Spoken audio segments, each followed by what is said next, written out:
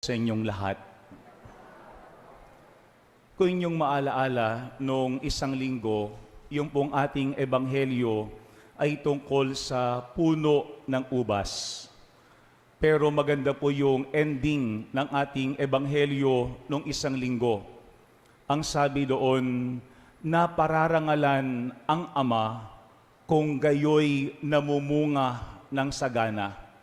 Na pararangalan ang Ama kung kayo'y namumunga ng sagana.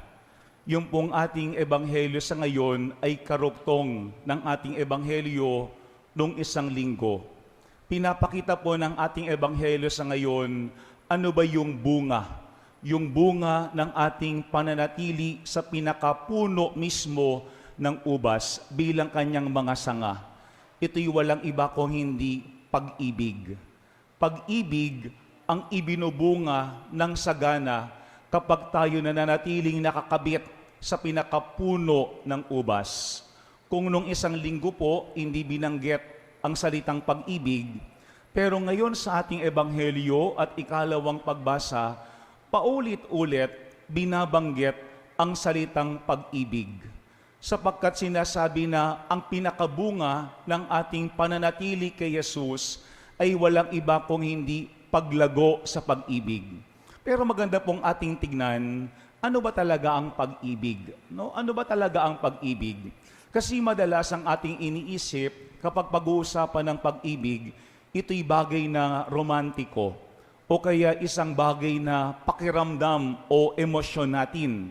Pero maganda po yung pasimula ng ating ebanghelyo sa ngayon, na ang sabi ni Jesus, kung paanong iniibig ako ng Ama, gayon din naman iniibig ko kayo. Yung pong bahaging yun, kung paanong iniibig ako ng Ama, gayon din naman iniibig ko kayo.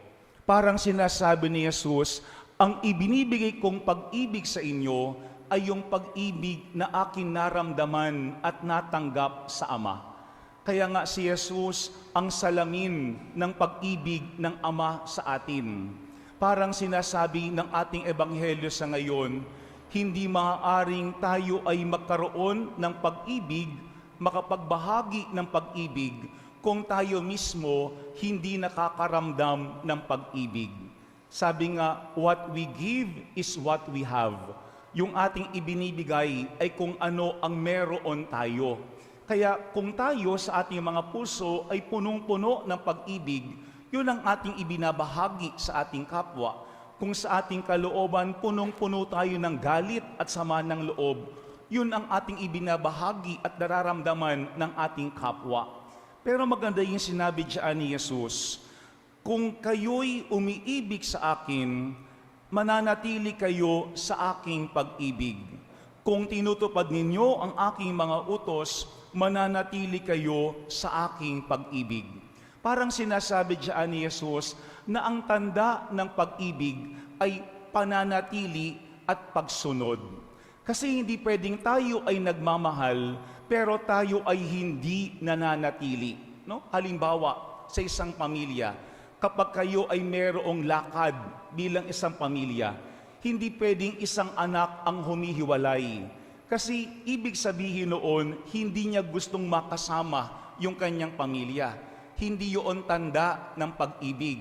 Hindi rin po pwedeng na sinasabi nating tayo ay nagmamahal, pero tayo ang sumusuway sa mga sinasabi ng ating minamahal. Kaya nga kay Jesus, kitang-kita natin yan, hindi humihiwalay si Jesus sa Ama. At ang lahat ng ginagawa ni Jesus ay pagtupad sa kalooban ng Ama.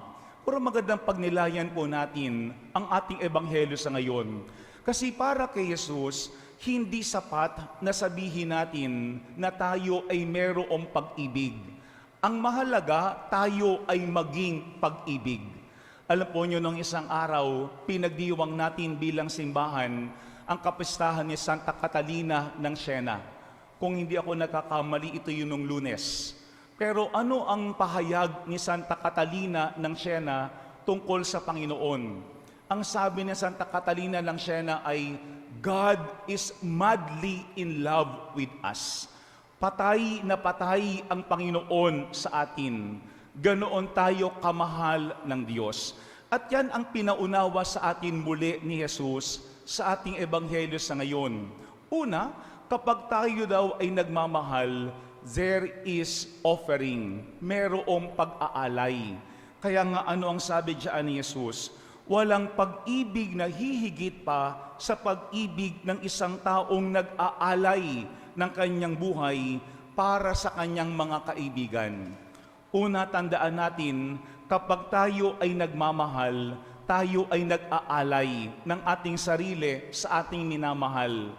Kaya nga kapag yung tao nagmamahal, hindi iniisip niya yung kanyang sarili. Ang iniisip niya yung kanyang minamahal. Ang inuuna niya hindi yung kanyang sarili. Ang inuuna niya ay yung kanyang minamahal. Ang pinapahalagahan niya ay hindi yung kanyang sarili. Ang pinapahalagahan niya ay yung kanyang minamahal. Kaya nga ano yung ating laging sinasabi tungkol sa mga magulang? Isusubo na lamang, ibibigay pa. Bakit? Kasi ang kagalakan ng nagmamahal ay hindi yung makakuha sa kanyang minamahal, kung hindi makapag-alay at makapagbigay sa kanyang minamahal. Alam po niyo, mayroong magandang sinabi diyan sa Saint Therese. Ang sabi ng Saint Therese, true love begins when nothing is looked for in return. True love begins when nothing is looked for in return. Kapag ang ating iniisip ay kung ano yung ating makukuha lamang mula sa ating kapwa, hindi tayo nagmamahal, nang gagamit lamang tayo. Pero kapag tayo ay nagmamahal, tayo ay nagbabahagi, tayo ay nagbibigay, tayo ay nag-aalay. Kaya nga, ang pinapakita diyan, hindi return of investment ang pag-ibig. Kasi kagalakan lang talaga natin yung tayo ay magmahal. Kaya nga minsan yung ating pag-ibig ay hindi nasusuklian, kaya tayo nasasaktan. Pero bahagi yun ng pag-ibig. Kaya nga ano ang sabi sa ating unang pagbasa mula sa Gawa ng mga Apostol, ang Panginoon walang kinikilingan. No? Kapag magmahal ang Panginoon, walang kinikilingan, wala siyang favoritism. Pero tayo, kapag tayo ay nagmamahal sa ating kapwa, kung sino lamang yung maayos, kung sino lamang yung mabuti, kung sino lamang yung ating pwedeng pakinabangan, kung sino lamang yung pwedeng magmahal sa atin ng may kapalit. Pero yan ang unang paalaala sa atin. Kapag tayo ay nagmamahal, there is offering, merong pag-aalay. At yun mismo yung kagalakan ng taong nagmamahal. Alam po nyo, merong magandang sinabi sa San Agustin tungkol dyan. At tingin ko ito ay mula o hango sa kanyang karanasan. Ang sabi ni San Agustin, you don't love your enemies for what they are. You don't love your enemies for what they are, but for what they would become because of your prayer. Hindi natin minamahal yung ating kaaway kung sino sila. Kasi nga masama yung kanilang ugali. Pero minamahal daw natin yung ating mga kaaway kung ano ang pwedeng maging sila dahil sa ating mga panalangin sa kanila. Guro, yan ang unang ating tignan. Sino ba yung mga tao sa ating buhay na hirap nating mahalin? Siguro maganda na sila'y ating ipanalangin para sa ating mga panalangin makapagbago sila ng buhay. Hindi man masuklian yung ating inaalay, yung ating ibinibigay, ang mahalaga maramdaman nila na sa kanila ay merong nagmamahal. Una, when there is love, there is offering. Merong pag-aalay kapag may nagmamahal. Pero pangalawa, pinapakita po ng ating ebanghelyo, kapag merong pagmamahal, there is trusting. Kapag merong nagmamahal, dapat merong pagtitiwala. Ano ang sabi ng ating ebanghelyo sa ngayon? Hindi ko na kayo inaaring alipin, sapagkat hindi alam ng alipin ang ginagawa ng kanyang Panginoon. Sa halip, inaari ko kayong mga kaibigan, sapagkat sinabi ko sa inyo ang lahat ng narinig ko sa aking Ama. Yung bahaging pong yun, ang lahat ng narinig ko sa aking Ama. Kasi mga kapatid, ating hindi pwedeng sabihin tayo ay nagmamahal kapag meron kang tinatago sa iyong minamahal. Kaya nga ano ang sinasabi nga natin? Kapag tayo ay nagmamahal, we become vulnerable. Bakit? Kasi pinapakita natin ang lahat-lahat, pati yung ating mga kahinaan sa ating mga minamahal. Wala tayong tinatago o ikinukubling sekreto sa kanila. Pero magandang paalaala yan sa atin. Lahat ba sinasabi mo sa iyong asawa? Lahat ba sinasabi mo sa iyong mga magulang? Lahat ba sinasabi mo sa iyong mga kapatid? Lahat ba sinasabi mo sa iyong pamilya? Kasi minsan sinasabi natin, Father, hindi ko na lang sinasabi ang lahat para hindi kami mag-away. Oo, hindi nga kayo nag-aaway. Pero kapag nalaman ang mga bagay na iyong kinukuble sa iyong mahal sa buhay, dun mawawala ang tiwala.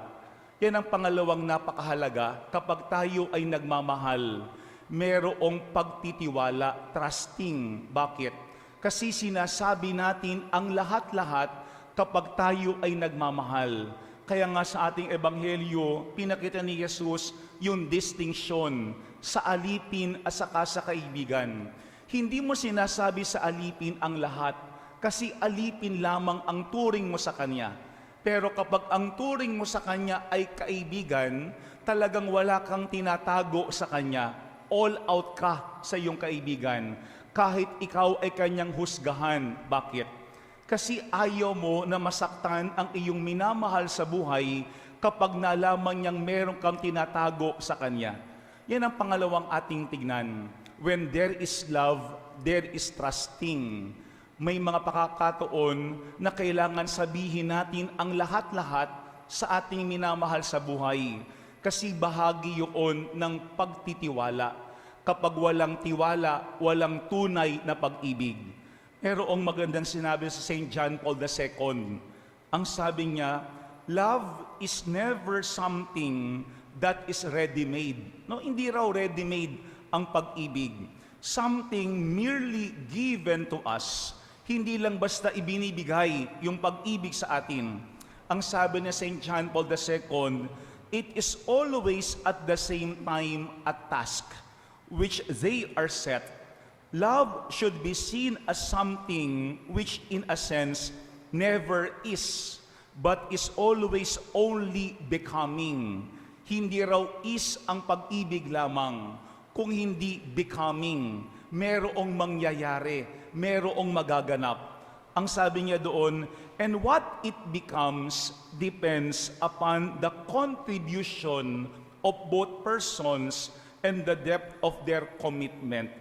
Kasi ang sinasabi diyan ni St. John Paul II, hindi lang nakabase sa isang tao yung pag-ibig. Kung hindi paanong kayong dalawa ay nagsusuportahan, paanong kayong dalawa ay nag-aalay ng bawat isa, kung paanong kayong dalawa ay nagtitiwala sa iyong minamahal sa buhay.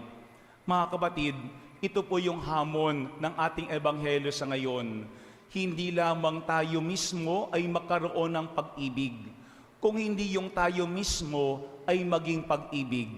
Ano ba ang pag-ibig sa Panginoon? Maliwanag, ang pag-ibig sa Panginoon ay yung hangarin mo ang mabuti para sa iyong kapwa, para sa iyong minamahal.